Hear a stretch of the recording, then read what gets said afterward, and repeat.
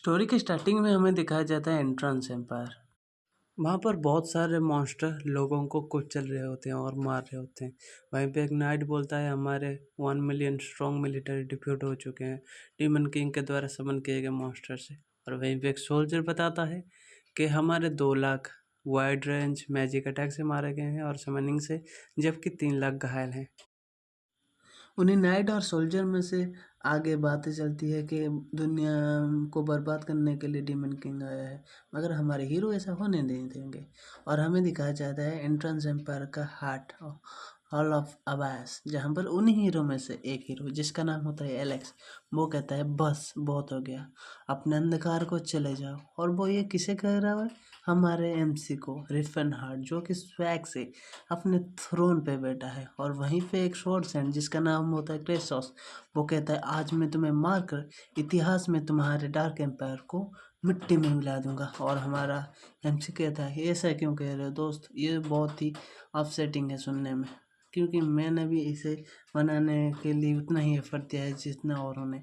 और dark empire क्यों, यहाँ पे भी तो सूरज उगता है। तुम यहाँ पर डीमन को पाल रहे हो और तुम्हारे चले जाने के बाद ये डीमन भी डिसअपियर हो जाएंगे। डीमन? कौन डीमन? ये नहीं, इंसान ही असली डीमन होते हैं। और वो छोड़ो, तुमने मेरे चारों हेवनली किंग्स को डिफीट कर दिया। हाँ, वो और मेरे सामने कुछ था ही नहीं, उसका मेरे स्वॉर्ड से कोई मैच ही नहीं था। क्या तुमने अर्थाथर को मार दिया? क्या वो तुमसे डिफीट हो चुके हैं? और हमें दिखाया जाता है ऑर्क, एक एशियन स्पीसीज होती है जिसका शरीर बहुत ही बड़ा और मुंह से निकले दांत निकले होते हैं। और वहीं पे वो ट्रेल किंग कहता है, और वो ट्रोल, वो तो हमारे हाथों मारा ही गया। और हमें दिखाया जाता है एमसी कह रहा होता है ट्रोल दिखने में थोड़े बदसूरत होते हैं मगर दिल से बहुत ही अच्छे। और वो स्वॉर्ड बोलती है, और वो ड्राफ जो कि डार्क को वर्शिप करता था उसे भी मारा दिया हमने। और एमसी कहते हैं ड्राफ को भी तुमने मार दिया। और वो ब्लैक एल्फ जिसको हमने मार दिया, वो बची नहीं सकी। क्या? Black elf? इसका मतलब सिरी? सिरी? तुमने सिरी को भी मार दिया? तुम अब मरने की भीख मांगोगे मुझसे। उस वो ब्लैक एल्फ डार्क साइड से आई थी। डार्क साइड से? क्या डार्क साइड से नहीं, तुमने पेड़ों को काट दिया इसलिए उसका रंग थोड़ा टैन हो गया था, और तुमने इसी कारण के लिए उसे मार दिया। बहुत हो गया, हम अब अपने मरने वालों की बदला लेंगे। मरने वालों का बदला? जब तुम बचोगे तभी मरने वालों का बदला लोगे। यह कहते एलेक्स उसके ऊपर चार्ज करता है, और हमारा रेफन आगे आकर अपना पर्पल ओरा निकालता है और कहता है आ जाओ। और ये सुनते ही एलेक्स उसके ऊपर अपने स्वॉर्ड से अटैक करता है और बहुत ही तेज़ी से आता है, मगर हमारा रेफिन कहता है तुम समझ ही नहीं पाओगे मेरी पावर को। और अपना ओरा रिलीज़ करते हुए एक बहुत ही मानव वेव निकालता है, बहुत ही बड़ा, जिससे कि चारों के चारों हवा में उड़ जाते हैं। और कहता है हमारा रिफेन, नाम याद रखना मेरा, रिफेन हार्ट। और हमें उसका पास्ट दिखाया जाता है, जबकि वो कहता है कि मैं एक ऑर्डिनरी मैच था जब तक कि मैंने इनसे नहीं मिला। एल्प्स जो कि उम्र में बहुत ही बड़ी होती हैं और उम्र उनकी बहुत ही बड़ी होते हैं, और अब अपने खूबसूरती के लिए जाने जाते हैं। ड्वार्फ्स जो कि माइनिंग में अच्छे होते हैं। ऑर्क्स जो कि अपने व्हीलिंग पोर्शन के लिए जाने जाते हैं। और इनको समझने के बाद मैंने इनके कल्चर को बहुत ही करीब से जाना। इनको जानने के बाद मैंने इनसे बहुत ही कुछ सीखा, जैसे कि एल्फ से स्पेल सीखा, और ऑर्क से मैंने सॉर्चरी सीखा, और बन गया इतिहास का पहला 10th मैच का सॉर्चरस और मैजिशियन। और मैंने सोचा इनके लिए मैं कुछ कर सकता हूँ, और मैंने इनके लिए किया भी। मगर इनके ऊपर बहुत ही बार नाइट्स ने हमला किया, जिससे ये घायल हो चुके और होते रहे। और मैंने सोचा अपने इलाका को बढ़ाऊं, और बढ़ाते बढ़ाते हमने क्रिएट किया एंट्रेंस एम्पायर, जहाँ पर ये सारे एल्स, गॉब्लिन, ट्रोल्स अच्छे से रहे। मगर फिर से नाइट्स ने इनके ऊपर हमला करके इनको मार दिया, और कहने लगे कि मैंने कोई स्पेल कास्ट किया है, जिससे ये सब कह रहे हैं यहाँ रहना अच्छा है। और यहाँ पर डीमन को पाला जाता है, मगर ये झूठ था, ये हर कोई जानता था। इसलिए इनको मारा गया क्योंकि इनको सभी अपने स्लेब्स की तरह देखना चाहते थे। और हम प्रेजेंट में आते हैं जहाँ रिफिन अपना ओरा रिलीज करके एलेक्स के मुंह से खून निकल के कह रहा है ये बहुत ही बुरा है। और एलेक्स दूर जाके गिरता है और घूमते घूमते जाके टेस्लॉन के पीछे जाकर पड़ता है। और ये देख के टेस्लॉन कहता है एलेक्स, और रिफिन कहता है औरों की बात अलग है, मगर ये मेटेरियल किंग, इसका बॉडी ही उसका वेपन है और इसको समझना सिंपल नहीं होगा। ये कहते टेस्लॉन अपना ओरा रिलीज करता है और कहता है डीमन किंग अब तुम मेरा हमला संभालो। ये कह के एक पंच लैंड करता है जिसको हमारा रिफिन डॉज कर लेता है, मगर उसका नीचे का फ्लोर पूरा टूट जाता है और रिफिन कहता है यहाँ से भागने में भलाई है। और वो दीवार तोड़ कर भागने की कोशिश करता है, मगर वो पीछे जब मुड़ के देखता है अपने पीछे वो टेस्लॉन को पाता है जो कि दूसरा पंच रेडी कर कर उसके ऊपर लैंड करने ही वाला होता है। और रिफिन अपना ओरा रिलीज कर कर उसे बचना चाहता है, मगर उसका पंच उसके सिर पर लैंड हो जाता है जिससे कि उसके मुंह से निकलता है खून। और टेस्लॉन कहता है मैंने तो डीमन किंग से कुछ ज़्यादा ही एक्सपेक्ट किया था, मगर ये क्या हो गया। तुम मुझे सबक सिखाना चाहते थे ना, अब सिखा दिया, अब क्या। नहीं, मुझे क्यों नहीं लगता अभी तक सब कुछ समाप्त हुआ है, क्योंकि तुम्हारे मरने के बाद शायद कुछ लोग फ्री हो सके। क्या मरूंगा? और मैं नहीं, नहीं, मैं नहीं मर सकता। मैं अपनों के लिए जीना चाहता हूँ, मैं अपनों को बचाना चाहता हूँ, मैं मर नहीं सकता। Time I of the space spell attack. ये क्या कर रहे हो रिफिन, रुक जाओ। नहीं, मैं नहीं रुक सकता, मुझे अपने लोगों के लिए जीना है। एक्टिवेट। और रिफिन अपने हाथ में वो स्पेल एक्टिव करता है जिसको देखकर टेस्लॉन उसके सामने भागता है, उसको एक पंच दे मारता है जो कि टेस्लॉन रिफिन के स्पेल के ऊपर जाकर लगता है जिससे बहुत ही बड़ा धमाका होता है। और वो पास खड़े हुए वो बड़े बड़े इमारत टूट जाते हैं और बहुत ही बड़ा विस्फोट होता है। हमें चिड़ियों की चहचहाहट सुनाई देती है और एक नई सुबह एक घर को दिखाया जाता है जिस घर के बाहर एक लकड़ी का एक्स पड़ा हुआ होता है और खिड़की से धूप आ रही होती है। वहीं पे एक आंखें खुलती है किसी लड़के की, हमें पता नहीं कौन वो लड़का है, आगे पता चलेगा। ये हमारा रिफन है जो कि अपने ही दुश्मन के अंदर घुस गया है और वो नीचे उतरता है अपने को आईने में देखने के लिए और कहता है ये बॉडी, ये मसल्स, ये क्या कर रहे हैं, ये कौन है, तुम कौन हो भाई।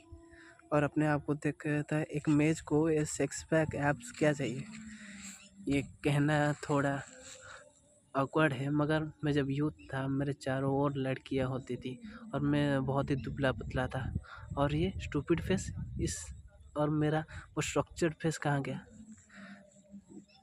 और ये थिक आईब्रो ये किसकी है। और ये माउथ, इतना बड़ा माउथ भाई किसका है ये। टेस्लॉन, टेस्लॉन, मैं टेस्लॉन के अंदर घुस गया, मेरा स्पेल फेल हो गया। ये वो समझ ही पाता कि उसका डोर खुलता है, उसके साथ एक बहुत ही बड़ा जायंट जैसा इंसान आके पूछता है और वो हमारा रिफिन डर जाता है, कहता है कौन कौन तुम कौन हो भाई। और वो जायंट जैसा आदमी आकर हंसता है और कहता है तुम मुझे ऐसे क्यों देख रहे हो जैसे कि मुझे तुम पहले बार देख रहे हो। सच में तुम कौन हो मैं नहीं जानता, बहुत हो गया, तुम्हारा ये एक्सक्यूज़ मेरे सामने काम नहीं करेगा, तुम्हें ये पता है ना। और एक्सरसाइज करने के लिए चलो। और वो उसे अपने हाथों से उसकी सिर पकड़ कर लेता है, भाई कितना बड़ा हाथ है इसका। और टेस्लॉन कहता है भाई नहीं, रिफिन कहता है मुझे छोड़ दो, मैं वो नहीं हूँ। मगर ये इंसान कौन है, ये कहीं टेस्लॉन का टीचर तो नहीं। और वो उसको लेकर एक पैर पे बांध देता है और वो कहता है मुझे सुन लो तो प्लीज़, मेरी बात तो सुनो। और उसका मास्टर बोलता है, तुम बहुत ही बकवास कर रहे हो, चुप रहो। और उसके मुंह पे पट्टी बांध कर एक बैम्बू स्टिक हाथ में पकड़ता है। और यह देखकर रिफिन के पसीने निकलते हैं और उसके पेट पर वो पीटता ही जाता है, पीटता ही जाता है। और हमारा रिफिन चिल्लाता ही जाता है, मगर वो सुनता नहीं और मारता जाता है। और हमारा रिफिन कहता है, श्री, तो मैं इससे मरूंगा। और उसका मास्टर कहता है, इसका हाथ तो थोड़ा सॉफ्ट लग रहा है, मगर मुझे इसका सलूशन पता है। हिट, इसको तब का मार मार के मैं स्ट्रांग बना दूंगा।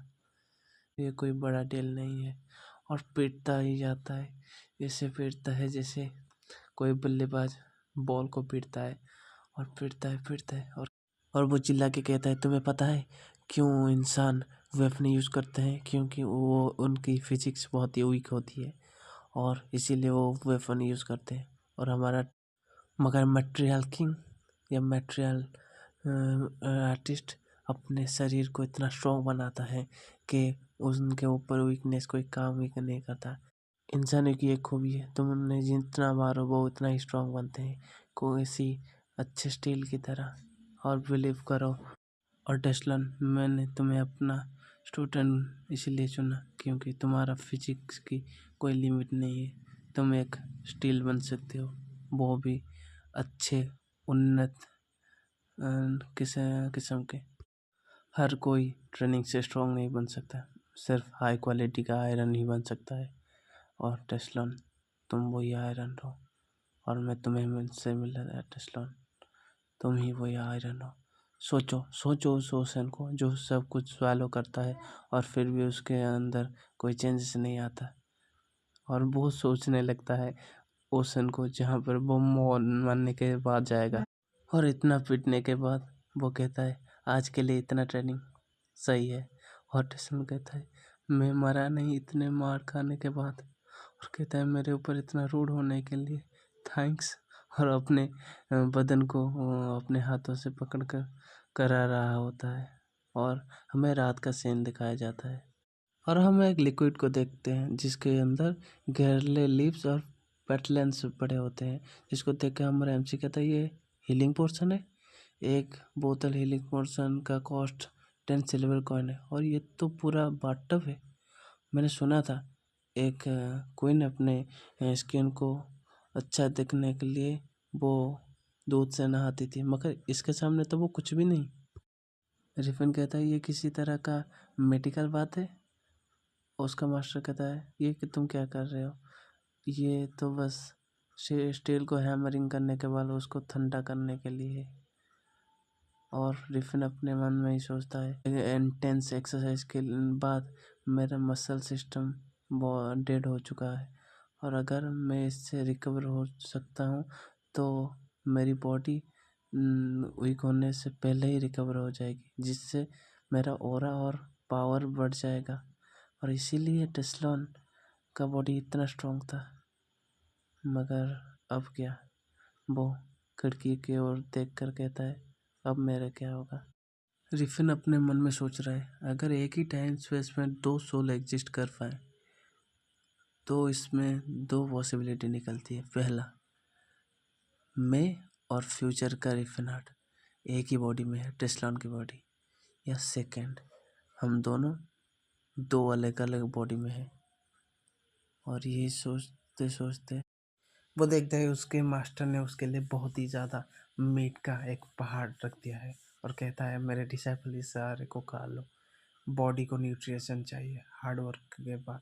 उसके बाद वो पहाड़ों पे ऐसे कूदते हैं जैसे कि पहाड़ी बकरी कूदते हैं और उसके ऊपर जाके पुशअप्स मारते हैं। और उसका मास्टर कहता है, मेरे डिसाइपल तुम थक गए क्या? तो हम अपना मॉर्निंग रूटीन फिर से शुरू करें। ये सुनते ही टेस्लॉन कहता है, नहीं सर। और बहुत ही तेज के साथ पुशअप्स मारते हैं और एक डाली के ऊपर लटक कर पुलअप्स भी मारते हैं और बेड पर ऐसे जाके गिर जाता है जैसे उसके अंदर से किसी ने जान सोच ली हो।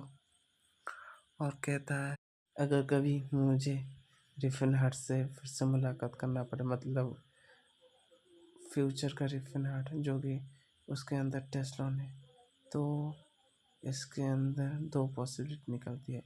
वो अपने बॉडी के साथ कुछ ज़्यादा नहीं कर पाएगा, क्योंकि ना रिफन हार्ट जो कि अभी टावर में मैच की किताब पढ़ रहा होगा, अगर उसने कुछ कर भी लिया मेरी बॉडी से, फिर भी वो छोड़ो, पहले मुझे यहाँ से भागना है। और बहुत तेज़ी से भागता है और कहता है आज मैं यहाँ से भाग कर दिखाऊंगा। और सामने अपने मास्टर को देख कर चौंक जाता है और उसका मास्टर पूछता है मेरे डिसाइपल तुम कहाँ जा रहे हो। अपने अपने मन में कहता है ये मास्टर जैसा ओल्ड मैन हर समय मेरे आगे आ जाता है। और उसका मास्टर कहता है ये तुम्हारा नौवा अटेम्प्ट था भागने का, अगर देखा जाए तो हम जल्दी ही डबल डिजिट में पहुंच जाएंगे। सर मेरी बात सुनिए, मैं वो टेस्लोन नहीं हूँ, मैं रिफिन हार्ट हूँ, एक मेज।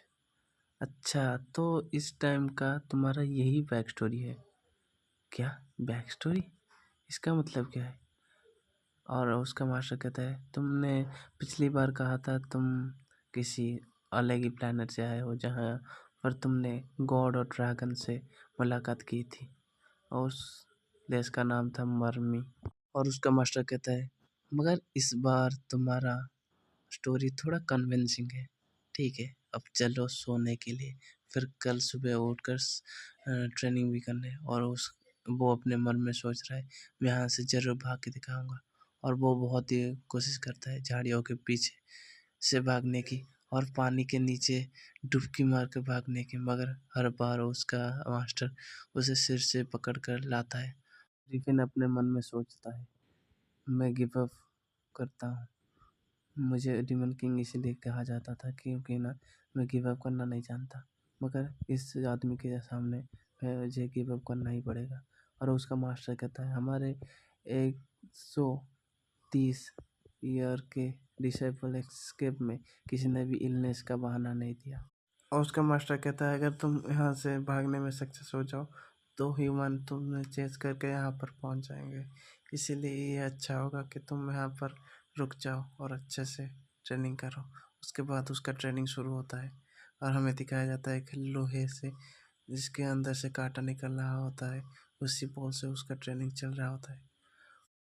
और इसी के साथ 2 साल बीत जाता है और हमें दिखाया जाता है रिफिन ने अपने अंदर से ओरा आवाकन करना सीख लिया। और कहता है जो क्रिसोस था जिसको स्वॉर्डसेंथ कहते थे, उसने भी अपने 20s के बाद ही अपना ओरा आवाकन किया था, मगर मैंने अपने 20 से पहले ही ओरा आवाकन कर दिया।